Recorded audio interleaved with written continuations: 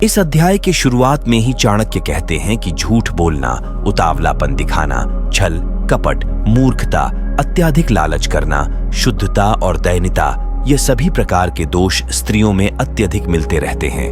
यह कहना तो कठिन है, परंतु सभी स्त्रियों में यह स्वाभाविक दुर्गुण हो, यह संभव नहीं है। चाणक्य के काल में शिक्षा का निश्चित रूप से अकाल रहा होगा। इसी आधार पर चाणक्य ने स्त्री को मूर्ख, लालची, अशुद्ध, छली कहा होगा, लेकिन दयाहीनता की भावना स्त्री का स्वाभाविक दोष नहीं माना जा सकता। चाणक्य कहते हैं कि भोजन करने तथा उसे अच्छी तरह से पचाने की शक्ति हो तथा अच्छा भोजन समय पर प्राप्त हो, प्रेम करने के लिए अति सुख प्रदान करने वाली उत्तम स्त्री के साथ संसर्ग हो, खूब सारा धन और उस धन को दान करने का उत्साह हो। ये सभी सुख किसी तपस्या के फल के समान होते हैं, अर्थात कठिन साधना के बाद ही यह सुख प्राप्त होते हैं। आगे कहते हैं कि जिसका पुत्र आज्ञाकारी हो, स्त्री उसके अनुसार चलने वाली हो, अर्थात पतिव्रता हो, जो अपने पास धन से संतुष्ट रहता हो, उसका स्वर्ग यहीं पर है। और कहते हैं कि पुत्र वही है जो पिता भक्त है, पिता वही है जो अपने बच्चों का लालन पोषण करता है, मित्र वही है जिसमें पूर्ण विश्वास हो, और स्त्री वही है जिससे परिवार में सुख शांति व्याप्त हो, जो मित्र प्रत्यक्ष रूप से मधुर वचन बोलता हो और पीठ पीछे अर्थात अप्रत्यक्ष रूप से आपके सारे कार्यों में रोड़ा अटकाता हो। ऐसे मित्रों को उस घड़े के समान त्याग देना चाहिए जिसके भीतर विष भरा हो और ऊपर मुंह के पास दूध भरा हो। बुरे मित्रों पर और अपने मित्रों पर भी कभी विश्वास नहीं करना चाहिए, क्योंकि वह नाराज होने पर आपके सारे राज बाहर जाकर प्रकट कर सकता है। मन में विचारे गए कार्य को कभी किसी के सामने नहीं करना चाहिए, अपितु उसे मंत्र की तरह रक्षित करके अपने मतलब सोचे हुए कार्य को करते रहना चाहिए। निश्चित रूप से मूर्खता दुखदायी है और यौवन भी दुख देने वाला है, परंतु कष्टों में भी बड़ा कष्ट दूसरों के घर पर रहना होता है। निश्चित रूप से मूर्ख व्यक्ति का समाज में कोई सम्मान नहीं है।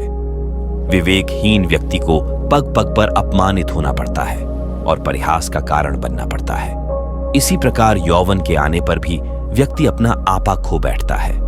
जवानी में आदमी का जोश और उत्साह खूब बड़ा चढ़ा होता है, पर वह अपना होश भी खोया रहता है। उसमें अपनी शक्ति का अहम इस प्रकार बढ़ जाता है कि उसके सामने वाला व्यक्ति उसे तुच्छ दिखाई देने लगता है।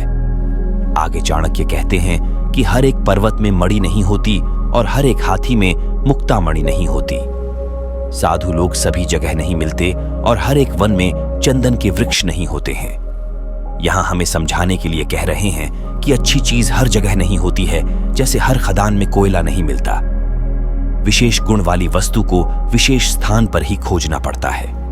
बुद्धिमान लोगों का कर्तव्य होता है कि वे अपने संतान को अच्छे कार्य और बिजनेस में लगाए। चाणक्य कहते हैं कि जो माता पिता अपने बच्चों को नहीं पढ़ाते हैं, वे उनके शत्रु होते हैं। ऐसे अपढ़ बालक सभा के मध्य में उसी प्रकार शोभा नहीं पाते, जैसे हंसों के मध्य में बगुला शोभा नहीं पाता।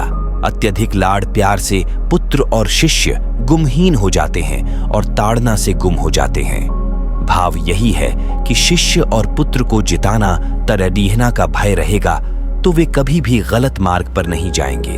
चाणक्य का कहना है कि प्रतिदिन एक या आधा अक्षर जरूर पढ़ना चाहिए, क्योंकि शिक्षा से ही लोग व्यवहार का महत्व पता चलता है। स्त्री का वियोग अपने लोगों से अनाचार कर चुका। बंधन दुष्ट राजा की सेवा दरिद्रता, यह सब अग्नि ना होते हुए भी शरीर को जलाकर राख कर देते हैं।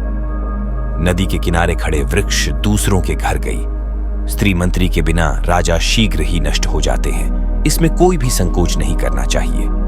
आगे चाणक्य कहते हैं कि ब्राह्मणों का बल विद्या है, राजाओं का बल उनकी सेना है, वैश्यों का बल उनका धन है, शूद्रों का बल छोटा बनकर रहना अर्थात सेवा कर्म करते रहना है।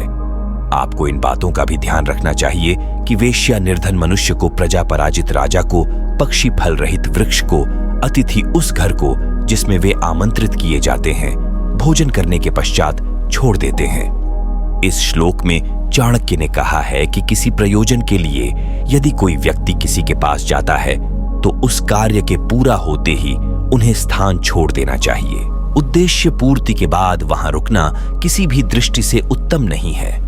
बुरा आचरण अर्थात दुराचारी के साथ रहने से, पाप दृष्टि रखने वालों का साथ करने से अर्थात अशुद्ध स्थान पर रहने वालों से मित्रता करने वाला शीघ्र ही नष्ट हो जाता है। बुरी संगत का सदैव बुरा असर पड़ता है। यहाँ चाणक्य ने इसी और ध्यान खींचा है। चाणक्य समझाते हैं कि मित्रता हमेशा बराबर वालों में ही शोभा पाती है। नौकरी राजा की अच्छी होती है, व्यवहार में कुशल व्यापारी और घर भी सुंदर स्त्री शोभा पाती है। नौकरी हमेशा सरकारी अच्छी होती है क्योंकि इसमें फालतू टेंशन नहीं होती है। जो व्यापारी चतुर और व्यवहार कुशल होता है वह समाज में सम्मान का पात्र होता है और सुंदर स्त्री घर में ही शोभनीय होती है।